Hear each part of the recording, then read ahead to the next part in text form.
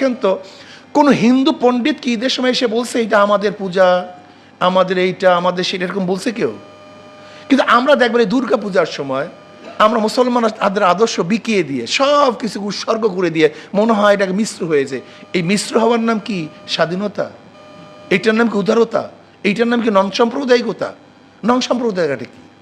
আমি হিন্দুদের পূজা ঠিক মতো করতে পারে, তারা স্বাধীনভাবে পূজা করতে পারে, এই দায়িত্ব আমার, এটা রাষ্ট্রের দায়িত্ব। আমি গিয়ে সেখানে পূজা করব, এটা রাষ্ট্রের দায়িত্ব না। এটা আপনি কেন বুঝতেছেন না? আমি ঈদ পালন করবো, এটা আমার দায়িত্ব, কিন্তু সবাইকে ঈদ পালন করতে হবে, এটার নাম উদার নন সাম্প্রদায়িকতা। এটা আপনাকে কে শিখাইছে? এগুলো ঠিক না। যারা দেবীকে বিশ্বাস করে তারা দেবীকে নিয়ে আলোচনা করবে এবং আলোচনা করতে পারে। এই স্বাধীনতা দেওয়ার নাম হলো রাষ্ট্রের কাজ। কিন্তু আপনি গিয়ে দেবীকে একেবারে নিজের খোদা বানায় ফেলাইবেন, এটা রাষ্ট্রের কাজ না, এটার নাম নন সাম্প্রদায়িকতা না। আমি বলতে চাই, একটা মুসলমানদের দেশের মধ্যে সমস্ত বিধর্মীদের তাদের ধর্ম পালন করার সম্পূর্ণ স্বাধীনতা থাকবে, এর নামই স্বাধীনতা। তার মানে এই নয় যে আপনি প্রত্যেক ধর্মের কৃষ্টি, কালচার, সংস্কৃতি নিজের মধ্যে নিয়ে আসবেন, এর নাম স্বাধীনতা, এটা না। যেমন আমি কি মনে করি, আমি মনে করি ইসলামের মধ্যে সমস্ত মানুষের মুক্তি আছে, সমস্ত মানুষের স্বাধীনতা আছে। ইসলামের বাহিরে কোনো আদর্শ মানুষকে মুক্তি দিতে পারে না, স্বাধীনতা দিতে পারে না। আর একটা কথা মনে রাখতে হবে, আমাদের আজকে আমাদের এই সেকুলারদের মধ্যে থাকতে থাকতে আমাদের মেজাজ হয়ে গেছে যে আমরা শুধু দুনিয়া নিয়ে চিন্তা করি, কিন্তু একজন মুসলমানের শুধু দুনিয়া নিয়ে চিন্তা হতে পারে না। আমাদের মূল চিন্তা হলো আখেরাত এবং দুনিয়া, উভয়টাই। আমরা দুনিয়াতে শান্তি চাই, আখেরাতে মুক্তি চাই। কিন্তু আমাদের মুসলমানদের দেখছি, আমি যত আলোচনা হোক, আমাদের আখেরাত একটা আছে, পরবর্তী জিন্দিগি আছে, এই চিন্তা আমাদের মধ্যে নাই। আমরা শুধু দুনিয়া দুনিয়া। সেকুলারদের কাজটা কি? নাস্তিকদের কাজটা কি? একটা নাস্তিকের কাজ হলো শুধু দুনিয়া দুনিয়া নিয়ে চিন্তা করা। কিন্তু একজন মুসলমান তৌহিদবাদীর কাজটা কি? দুনিয়া এবং আখেরাত উভয়কে নিয়ে চিন্তা করা। এর জন্য আমি মনে করি যতক্ষণ পর্যন্ত আমাদের মেজাজের মধ্যে দুনিয়া এবং আখেরাত উভয়ের মেজাজ না আসবে, ততক্ষণ পর্যন্ত যারা ইসলামপন্থী থাকবো তারা একদিন ধ্বংস হয়ে যাব। যারা মনে করবো শুধু দুনিয়া, রাজনীতি আমাদের মূল দায়িত্ব, তারা কিন্তু আদর্শের উপর থাকতে পারবো না, নষ্ট হয়ে যাবে আদর্শ। আর যারা মনে করি না আমাদের দুইটা কাজ, দুনিয়ায় মুক্তি, আখেরাতে শান্তি, এই দুনিয়ায় মুক্তি আখেরাতে শান্তি পাওয়ার জন্য আমরা যদি চেষ্টা করি, তাহলে এই মানুষগুলি স্বাধীন থাকতে পারবে, এই মানুষগুলি উন্নত হবে এবং চুরি হবে না, ডাকাতি হবে না, আল্লাহর কাছে জবাব দিতে হবে। এই চিন্তা যতক্ষণ পর্যন্ত না আসবে, চুরি বন্ধ করতে পারবেন না, ডাকাতি বন্ধ করতে পারবেন না। আজকে যারা ক্ষমতায় যেতে চায়, ক্ষমতায় না যাওয়ার আগেই তাদের অবস্থা আপনারা দেখেছেন। হীন এমন কোনো অপরাধ নেই যে অপরাধ তারা করছে না।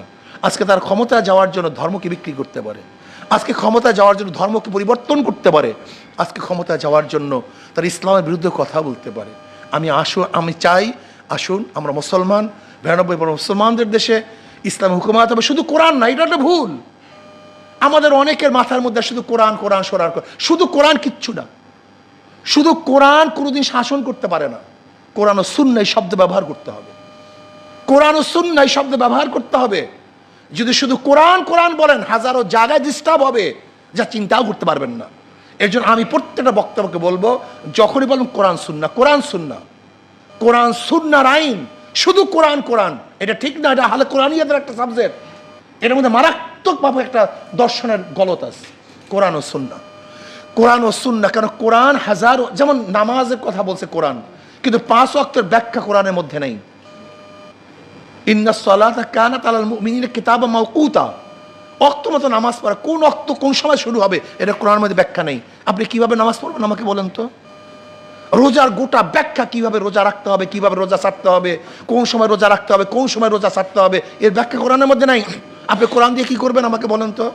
হজের পুরা ব্যাখ্যা কোরআনের মধ্যে নেই, জাকাতের পুরা ব্যাখ্যা কোরআনের মধ্যে নেই। চুরি করলে কি পরিমাণ চুরি করলে, কখন চুরি করলে, কোন অবস্থায় চুরি করলে, এর ব্যাখ্যা কোরআনের মধ্যে নাই। কাজে আপনাকে অবশ্যই মনে রাখতে হবে, শুধু কোরআন কোরআন, এর মধ্যে শুভঙ্করের ফাঁকি, এটা আহলি কোরআনিয়াদের একটা স্লোগান। খুব হুঁশ রাখতে হবে, কোরআন ও সুন্নাহ, কোরআন ও সুন্নাহ। আর আমি মুসলমান, এই চেতনাকে যদি এস্টাবলিশ করতে পারেন, আমরা মুক্তি পাবো, এদের স্বাধীন থাকবে। আর আমি মুসলমান, এই চেতনাকে যদি ধ্বংস করেন, তাহলে আজকে হোক, কালকে হোক, 100 বছর পরে হোক, 500 বছর পরে হোক, এই ভূখণ্ড অন্য দেশ দখল করবে, এই ভূখণ্ডের স্বাধীনতা থাকবে না। কাজে আসুন যত নেগেটিভ এখানে সৃষ্টি করা হয়, আমি মুসলমান যেন এই কথাটাই আমার মধ্যে না থাকে। দেখেন না, একজন তসলিমা নাসরিন সেদিনকে আমার একটা পোস্টে আমি বলছিলাম 92% মুসলমানদের দেশে কোনো অবস্থাতেই গান বাদ্য এবং বাদ্যযন্ত্র গানের টিচার দেওয়া যাবে না। আপনি কি দেখেছেন তসলিমা নাসরিন সেটার বিরুদ্ধে কি লিখেছে? 92% বাংলাদেশি, বাঙালি দেখছেন নেগেটিভ। মানে আমি মুসলমান এই কথাটা মাথার থেকে তুলে দেয়া, মূল চেতনাই হলো আমি যে মুসলমান, এটা তো আমার মনের মধ্যে না থাকে।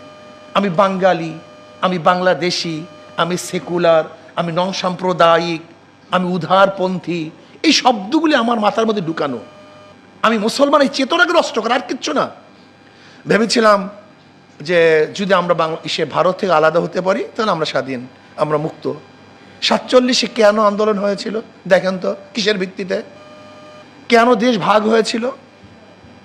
ভৌগোলিক কারণে নয়। আমি বারবার এই কথাটা বলতে চাই, অন্য কোনো কারণে না। ভাষার ভিত্তিতে দেশ ডিভাইডেড হয় নাই, ঋতুর কারণে, ভৌগোলিক কারণে দেশ ডিভাইডেড হয় নাই। 47-এ দেশ আলাদা হওয়ার কারণটা কি ছিল? মুসলমান, ধর্মের ভিত্তিক। এদেশ ভাগ হয়েছিল ধর্মের ভিত্তিতে। এদেশ মুসলমানদের দেশ। এটা কেন আপনাকে বলতে লজ্জা হয়? আজকে আলেমদের এই কথা বলতে লজ্জা হয়, আজকে মুসলমানদের এই কথা বলতে লজ্জা হয়। 47-এ দেশ মুসলমানরা মুসলমানদের জন্য ভাগ করেছিল। এবং আপনি কি জানেন না 1905 ঈসাই সালে যখন ঢাকা ইউনিভার্সিটি প্রস্তাব দেওয়া হয়েছিল, তখন কারা বাধা দিয়েছিল? কারা বাধা দিয়েছিল? কেন বাধা দিয়েছিল? এই কথাগুলি কি মিথ্যে? 41 বার কারা আন্দোলন করেছিল, কারা বৈঠক করেছিল? গড়াইয়ের মাঠে রবি ঠাকুরের নেতৃত্বে, তার সভাপতিত্বে ঢাকা ইউনিভার্সিটি বাধা দেওয়ার জন্য কারা চেষ্টা করেছিল? হ্যাঁ, আজকে উদারপন্থী হয়ে গেছে সবাই। আমার কথা আমি বলতে পারবো না, আমার স্টেজ আমি কথা বলতে পারবো না, এটা কেমন কথা হলো? আমি মনে করি যে আপনাকে অবশ্যই মনে রাখতে হবে, আমাকে ইসলামকে ঠেকাবার জন্য যত চক্রান্ত। 47-এ মুসলমানদের জন্য এই দেশ স্বাধীন হয়েছিল ধর্মের ভিত্তিতে। এদেশ মুসলমানদের দেশ, সংঘর্ষ মুসলমান। আপনি কেন চিন্তা করেন না যে পূর্ব পাকিস্তান পশ্চিম পাকিস্তানের মধ্যে প্রায় 1700 কিলোমিটার দূরত্বে অবস্থান করতেছে আমরা? ওইদিকেও পাকিস্তান, এদিকেও পাকিস্তান, মাঝখানে বিশাল ব্যবধান ভারত। এই দুই দেশ আলাদা দেশ, একই নামে পাকিস্তান নামে ভারত থেকে আলাদা হওয়ার পিছনে কি কারণ ছিল? অন্য কোনো কারণ না। ওরা সংখ্যাগরিষ্ঠ মুসলমান, আমরা সংখ্যাগরিষ্ঠ মুসলমান, কাজে এই দেশ মুসলমানদের। একত্রে কি হয়েছিল? একত্রে আমরা কি করেছি? কিসের থেকে স্বাধীন হয়েছি? আমরা পাকিস্তান থেকে আলাদা হয়েছি। স্বাধীন হয়েছিলাম 47-এ, আর আলাদা হয়েছি 71-এ। আমি মনে করি 47-এ যদি ভারত থেকে আমরা আলাদা না হতাম, স্বাধীন না হতাম, কিয়ামত পর্যন্ত আন্দোলন করতে পারতেন, কিন্তু লাল সবুজের পতাকা উত্তোলন করতে পারতেন না কিয়ামত পর্যন্ত। আপনি কি দেখেন না যে কাশ্মীর একসময় মুসলমান স্বাধীন ছিল কাশ্মীর, এবং সেখানে 98-99% মুসলমান ছিল, কিন্তু আজকে তারা স্বাধীনতা নয়, তারা পরাধীনতা অনুভব করতেছে। আজকে সেখানে ভারত দখল করে ফেলেছে। পাঞ্জাবের অবস্থা আপনারা দেখেন, হায়দ্রাবাদের অবস্থা দেখেন, এগুলো সব স্বাধীন রাষ্ট্র ছিল, কিন্তু পরবর্তীতে ভারত দখল করেছে। যদি 47-এ আমরা আলাদা না হতাম, কিয়ামত পর্যন্ত আন্দোলন করতে পারতেন, কিন্তু কোনোদিন স্বাধীনতা অর্জন করতে পারতেন না। আজকে বৈশাখীর নামে কি হচ্ছে, কি করতেছে? আজকে বিভিন্ন আদর্শ নিয়ে আসছে। যাই হোক, আমি মনে করি যে আমাদের প্রত্যেকের মাথার মধ্যে রাখা দরকার আমি একজন মুসলমান। আমি মুসলমান হিসাবে যদি আমাকে পরিচয় দেই, তাহলে এদের স্বাধীন হবে। আর যদি মুসলমান হিসেবে পরিচয় না দেন, আমেরিকা দখল করবে কতক্ষণ চীন তাদের থিওরি নিয়ে আসবে, কত রাশিয়া তাদের থিওরি নিয়ে আসবে, আর ভারত তো তার আদর্শ বাস্তবায়নের চেষ্টা চলছে। কিন্তু আমি যখন মুসলমান থাকবো, ভারত আমাকে এখানে কোনো অবস্থাতেই স্থান করতে পারবে না। আমেরিকা পারবে না, রাশিয়া পারবে না, চীন পারবে না, সেকুলার পারবে না, ডেমোক্রেসি পারবে না, কাউ পারবে না। যখনই আপনি মুসলমান থাকবেন না, যখন কাউ স্বামী থাকে তখন ওই তার দিকে কেউ তাকায় না, যখন স্বামীহীন থাকে যখন সবাই তাকাতে চায়। এটা নিয়ম, এটা সমাজের একটা কথা বললাম। আপনি যখন নিজের আদর্শ লালন করবেন, আপনার দিকে কেউ তাকাবে না। যখন আদর্শ লালন করবেন না, প্রত্যেকের আদর্শ স্থাপন করার চেষ্টা তারা করবেই করবে, কোনো সন্দেহ নেই। কিন্তু আপনি যখন বলবেন আমি মুসলমান, মানে ওখানে যেয়ে লাভ নেই, দরকার নেই, তারা মুসলমান। প্রিয় ভাইয়ারা আমার, আপনি কি ভেবেছেন ভারতের মধ্য থেকে আমাদের যে কাঁটা তারা বেড়া, এইটাই কি আমাদের মূল পার্থক্য? এইটাই কি না পার্থক্য দেশের? না, কাঁটা তারার বেড়া তুলে দেওয়ার 1 মিনিট সময় লাগে না, তুলে দিতে 1 মিনিট সময় লাগে না। আমাদের মূল পার্থক্যটা কি জানেন? ভারতের সাথে আমাদের বিশাল একটা পার্থক্য হলো আমরা সংখ্যাগরিষ্ঠ মুসলমান। এইটি হলো বড় পার্থক্য। এই জন্য ওরা চিন্তা করতেছে মুসলমানদেরকে যতক্ষণ পর্যন্ত ধ্বংস না করা যাবে, যাদের চেতনাকে নষ্ট না করা যাবে, ততদিন পর্যন্ত এই দেশকে দখল করা সম্ভব না।